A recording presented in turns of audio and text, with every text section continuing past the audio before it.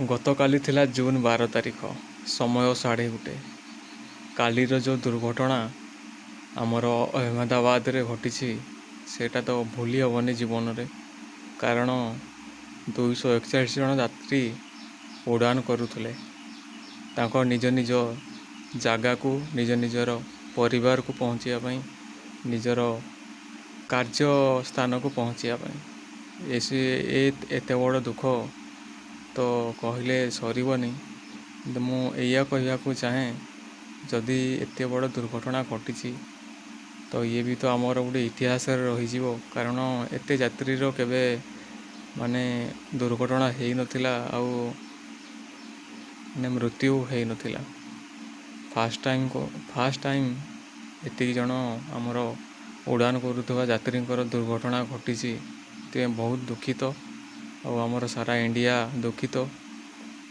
ମୁଁ ଏଇଆ କହିବାକୁ ଚାହେଁ, ଯଦି ଆମର ଦୁର୍ଘଟଣା ଘଟିଛି ତ ସେଥିପାଇଁ ଦାୟୀ ଆମର ତ ପ୍ରଥମେ ଆମର ପାଇଲଟ୍ମାନଙ୍କର।